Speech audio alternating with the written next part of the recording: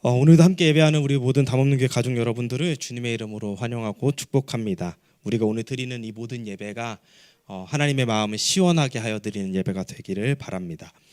최근 교회에서 이스라엘 비전 트립을 결정하고 몇 가지 준비를 하는 가운데 제 마음속에 계속해서 설렘이 있었습니다.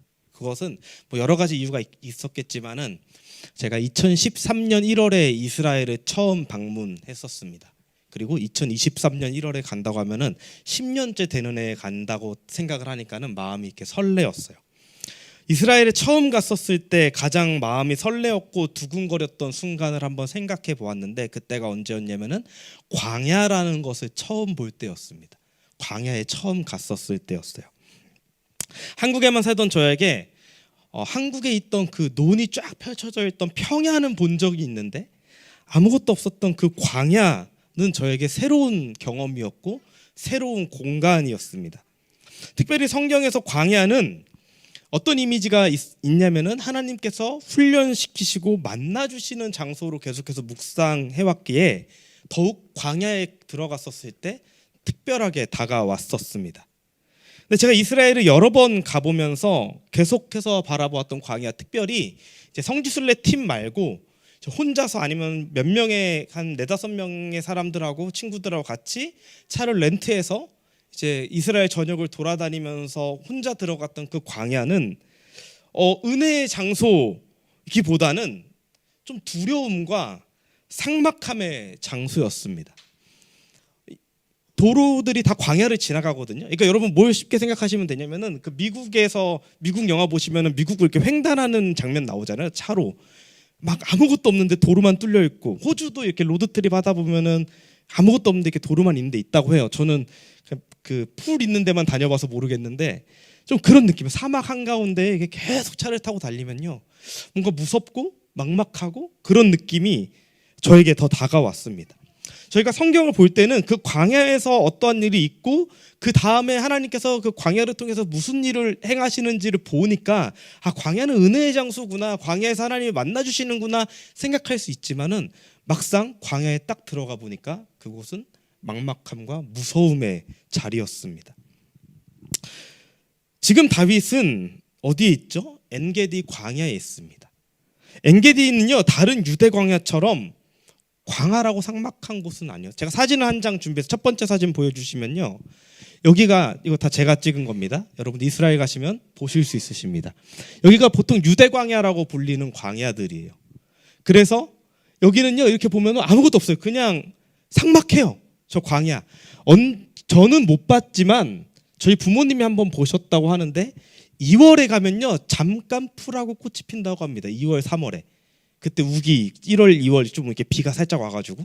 근데 나머지 시간들은 거의 다 이런 모습이에요. 여기가 보통 유대 광야 이런 광야들이에요. 근데 엔게디는요, 어떤 모습이냐면요, 다음 장면. 여기가 엔게디입니다. 엔게디는 조금 다르죠. 폭포도 있고요, 이렇게 나무도 있어요. 국립공원으로 유지되고 있고요, 지금도. 엔게디는 이러한 곳입니다. 그런데 다윗은 이곳에서 400여 명이나 되는 부하들을 데리고 사울을 숨어서 피해 지냈어야 했습니다. 아무리 그곳에 오아시스가 있다고 하는데, 폭포가 있다고 한들 다윗의 마음은 광야 한복판에 있는 것 똑같았을 거예요. 졸이면서 지내고 있을 거예요. 오늘 본문 1절을 한번 볼까요? 오늘 본문 1절을 보면요, 이렇게 말하고 있습니다.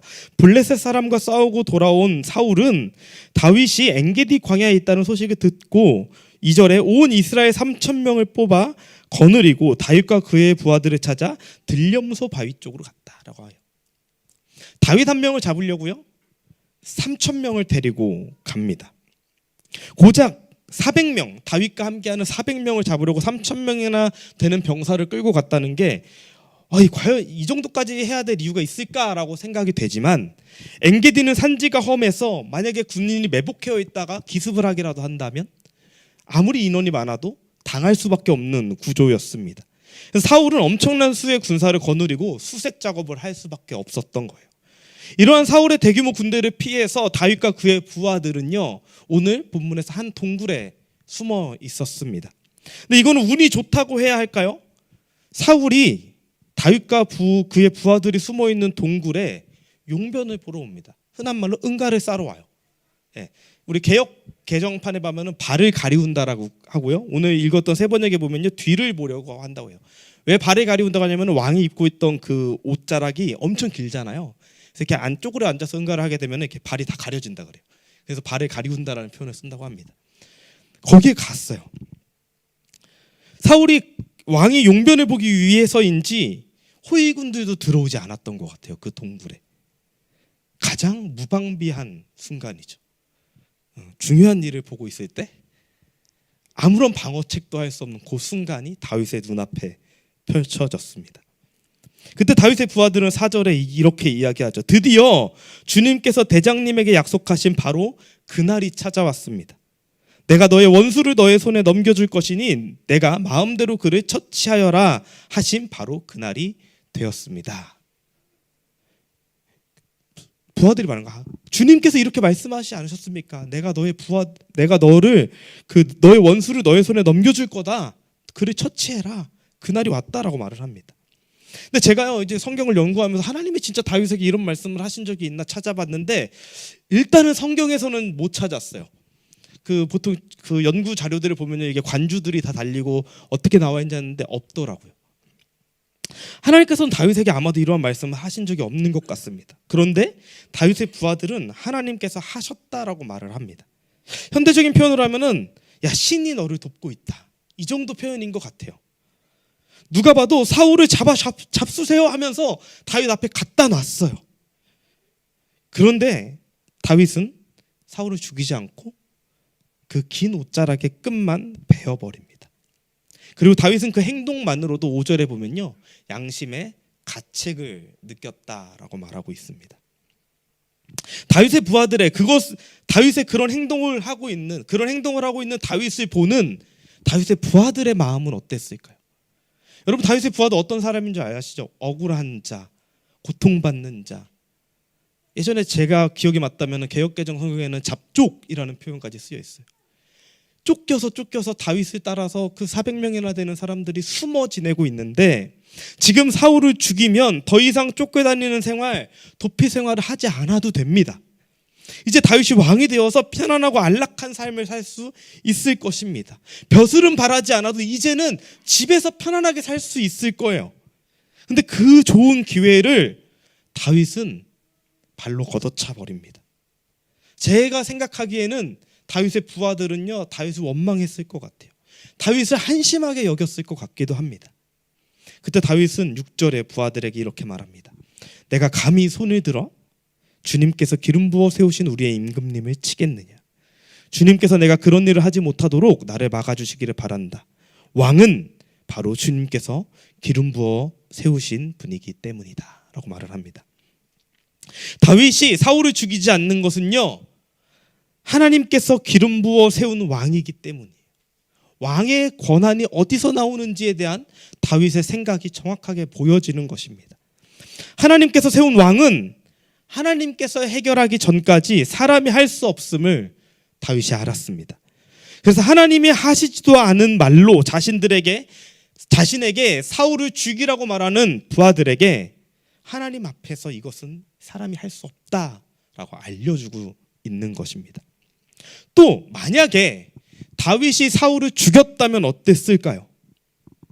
다윗이 그 자리에서 사울을 죽였다면 다윗은 이스라엘의 왕이 되었을 수 있었을까요? 백성들로부터 인정받을 수 있었을까요? 사무엘 하에 보면요, 이제 사울이 전쟁에서 죽습니다. 그리고 다윗이 왕이 되는 과정을 보여줘요. 누가 봐도 우리가 생각하는 다윗은 바로 왕이 될 것처럼 보여지지만 다윗이요 7년 동안 이스라엘 전체의 왕이 되지 못합니다. 헤브론에서 유다 백성의 왕으로 7년을 보내요. 온 이스라엘이 다윗을 인정하지 않았던 거예요. 7년이 지난 후에야, 사울의 아들이 죽고 난 후에야, 그때서야 다윗이 온 이스라엘의 왕이 되는 걸 볼 수 있습니다. 그것을 보면 다윗이 사울을 죽인다고 다윗이 바로 왕으로 인정받을 수 있다라고 생각하기도 어렵습니다. 사울을 따르던 3,000명의 군사들, 이스라엘 백성들이 다윗을 왕으로 여기지 않을 수도 있습니다. 이러한 상황 속에서 부하들을 향한 다윗의 고백, 내가 어찌 주님께 기름 부음 받은, 주님께서 기름 부으신 임금을 치겠느냐? 이 말은요, 중요한 의미를 담고 있습니다. 여러분, 지금 동굴 안에 하나님의 기름 부음 받은 자는 몇 명인가요? 2명입니다. 사울이 있고요, 다윗이 있습니다. 다윗이 사울을 치지 못하듯 다른 이들도 다윗을 칠 수 없다는 것입니다. 만약 다윗이 사울을 쳐서 왕위를 가져온다면 나중에 누구든 다윗을 쳐서 왕위를 가져올 명분이 생기는 것입니다. 다윗이 사울을 죽여서 왕위를 가져온다면 다윗 또한 왕은 하나님이 세우신다라는 그 기준을 부정하고 깨버리게 되는 것입니다. 다윗은 그곳에 있는 자들에게 내가 사울을 치지 않듯이 너희도 나를 치지 못한다라고 이야기하고 있는 것입니다. 이후 다윗은 사울을 쫓아나가 사울에게 방금 있었던 일들을 이야기합니다. 임금님, 나는 당신을 죽이지 않았습니다. 내 부하들은 당신을 죽이라 그랬지만은 당신은 하나님께서 기름 부으신 왕이기 때문에 나는 당신을 죽이지 않았습니다. 그러면서 15절에 이렇게 이야기합니다. 우리 한번 다 같이 읽어볼까요? 15절에 시작. 그러므로 주님께서 재판관이 되셔서 나와 임금님 사이를 판결하여 주시기를 빌겠습니다. 주님께서 굽어보시고 나의 억울함을 판결하여 주시며 나를 임금님의 손에서 건져주시기를 빌겠습니다. 다윗은 이 모든 상황을 주님께로 돌립니다. 난 죽일 수 있었지만 죽이지 않았습니다. 왜? 하나님께서 세웠기 때문에. 그런데 나의 억울함, 이 모든 것을, 이 모든 상황을 하나님께서 재판관이 되셔서 해결해 주실 것입니다 라고 다윗은 이야기하고 있습니다. 오늘 본문의 상황 속에서 다윗이 불렀던 노래로 여겨지는 것은요, 시편 57편입니다. 괜찮으신 분들은 다 같이 시편 57편을 펴보셨으면 좋겠습니다. 이게 시다 보니까는 아까 말씀드렸듯이 한 페이지 안에 보면은 좋을 것 같아요. 핸드폰이 있으신 분들은 펴주시면 될 것 같고요. 제가 한번 시편 57편을 쭉 읽어드리겠습니다. 여기에 표제가 이렇게 되어 있습니다. 지휘자를 따라 알다스엣에 맞추어 부르는 노래, 다윗의 믹담, 사울을 피하여 동굴로 도망하였을 때 지은 시, 이렇게 되어 있습니다. 다윗은 이렇게 노래합니다. 참으로 하나님, 나를 불쌍히 여겨 주십시오. 불쌍히 여겨 주십시오. 내 영혼이 주님께로 피합니다. 이 재난이 지나가기까지 주님의 날개 그늘 아래로 피합니다. 가장 높으신 하나님께 내가 부르짖습니다. 나를 위하여 복수해 주시는 하나님께 내가 부르짖습니다. 하늘에서 주님의 사랑과 진실을 보내시어 나를 구원하여 주십시오.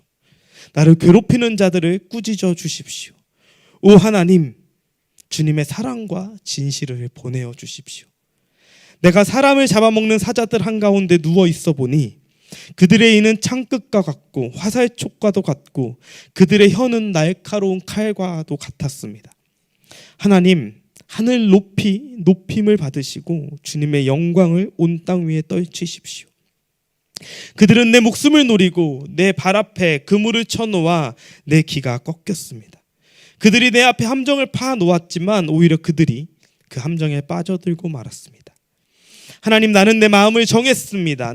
나는 내 마음을 확실히 정했습니다. 내가 가락에 맞추어 노래를 부르겠습니다. 내 영혼아 깨어나라. 검은 고야 수금아 깨어나라. 내가 새벽을 깨우련다. 주님, 내가 만민 가운데서 주님께 감사드리며 문 나라 가운데서 노래를 불러 주님을 찬양하렵니다. 주님의 한결같은 그 사랑 너무 높아서 하늘에 이르고 주님의 진실하심 구름에까지 닿습니다. 하나님, 주님은 하늘 높이 높임을 받으시고 주의 영광 온 땅 위에 떨치십시오. 아멘. 다윗은 지금 광야에서 도망치고 있습니다. 여러분, 광야의 특징이 무엇인지 아십니까? 바로 길이 없다라는 것입니다. 내 삶의 광야와 같다고 말할 때 여러 가지 의미가 있지만 그 중에 한 가지는 어디로 가야 할지 모르겠다는 의미가 있습니다. 사울이 쫓아옵니다. 부하들은 죽이라고 합니다. 어디로 무엇을 해야 할지, 어떻게 내가 해야 할지 모르는 그 길이 없는 상황과 같은 그런 두려움과 막막함 속에 다윗은 있었습니다. 여러분, 훗날 선지자 이사야는요, 이사야서 40장에 이렇게 말합니다. 제가 읽어드릴게요. 한 소리가 외친다. 광야에 주님께서 오실 길을 닦아라. 개역개정으로는 이렇게 표현되어 있습니다. 외치는 자의 소리여 이르되 너희는 광야에서 여호와의 길을 예비하라. 이런 말, 이사야는 이런 말을 합니다. 여기서 광야에서 주님의 오실 길을 닦아라, 주님의 오실 길을 예비하라. 이 예비하다라는 히브리어 단어는요, 파나라는 단어가 쓰여졌습니다. 이 단어의 원뜻은요, 어디 쪽으로 향하여 서다의 뜻이에요. 광야의 길을 예비한다라는 것은요, 아무것도 보이지 않고 막막한 그곳에 서 있을 때 우리의 모든 곳을 돌려 여호와께로 향하여 있는 것을 의미합니다. 왜냐하면 그 광야에 길을 내시는 분이 하나님이시기 때문입니다. 첫 번째 사진 한번 보여주시겠어요? 이 첫 번째 사진 보시면요, 멀어서 보이실지 모르겠는데 여러분, 이게 길입니다. 근데 이게 길이 아니에요. 웃기죠? 이런 말씀 들어보셨죠? 광야의 길을, 사막의 강을 내시는 주님. 저것이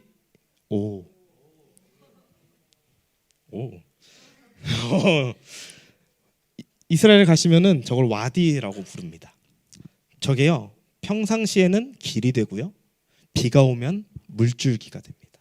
그리고 저게 우기 때 만들어지는 길이에요. 만들어지면요, 거기 길로 사용돼요. 하나님께서는요, 사막에 광야의 길을 내시기도 하고요, 사막의 강을 만드시기도 하는 분이십니다. 인간이 해야 할 수 있는 게 없어요. 저 이스라엘 한복판, 저 광야 한복판에서 사람이 길을 만들어낼 수가 없어요. 근데 할 수 있는 건 길을 만드시는 하나님을 바라보는 것밖에 없습니다. 다윗은 이미 그것을 알고 있었습니다. 그는 그 상황에서 시편 57편으로 하나님께 고백합니다. 지금 다윗은 동굴에 피하여 있지만 실제로는 주의 날개 아래 피하여 있다고 고백하고 있죠. 나의 원수를 다윗이 복수하는 것이 아니라 나를 위해 복수하시는 하나님께 부르짖고 있습니다. 그 원수들, 사울이 무섭고 두렵고 떨리지만 지금 아무 길도 없는 광야 한복판에 서 있는 것 같지만 그 한복판에서 길을 만드시는 하나님을 향하여 다윗은 서서 고백하는 겁니다. 우리 시편 57편 7절 읽어볼까요? 그럼 다 같이 읽어봅시다. 시작. 하나님, 나는 내 마음을 정했습니다. 나는 내 마음을 확실히 정했습니다. 내가 가락에 맞추어 노래를 부르겠습니다.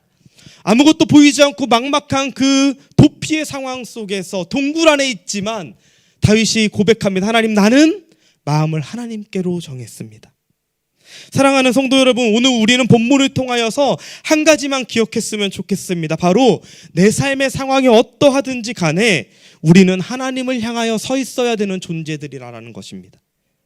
광야와 같은 곳에 있어도 또는 광야가 아닌 곳에 있어도 우리는 하나님을 향하여 서 있어야 되는 존재입니다. 하나님을 향하여 서 있는 것이 무엇일까요? 단순합니다. 여러분, 예배하는 것입니다. 기도하는 것입니다. 말씀을 보는 것입니다. 너무 원론적이죠. 여러분 귀에 뭐라 그러죠? 피딱지가 나도록 들으셨죠? 알고 계시죠? 너무 기본적인 거라고 생각하시죠? 그런데 다윗은 그것을 매일의 삶 가운데 행하였습니다.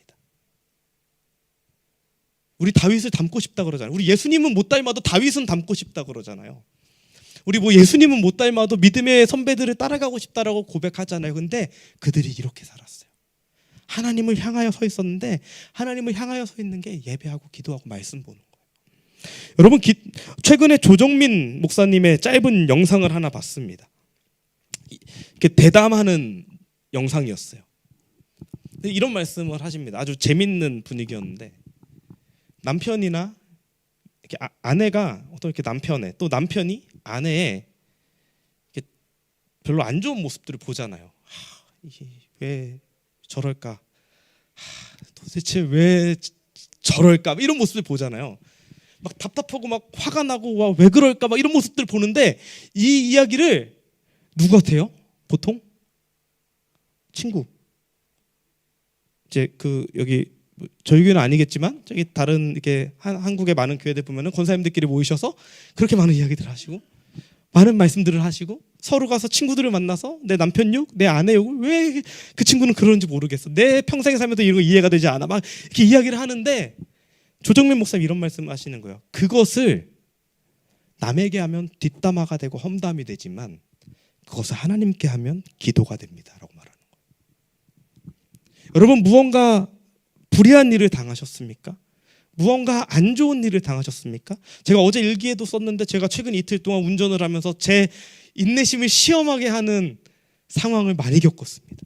진짜 제가 막 차로 붕 밟아서 쫓아가고 싶어서 왜 보복 운전을 하는지 알 수 있을 정도의 상황까지 왔는데, 감사하게 제 차는 오래된 차라 가속이 안 되고 저를 욕한 차는 벤츠라 쭉 나가더라고요. 막 분이 가라앉지 않는 거예요. 근데 그날 밤에 일기를 쓰면서 너무 부끄러운 거예요. 그래서 그것을 하나님께 토소를 했어요.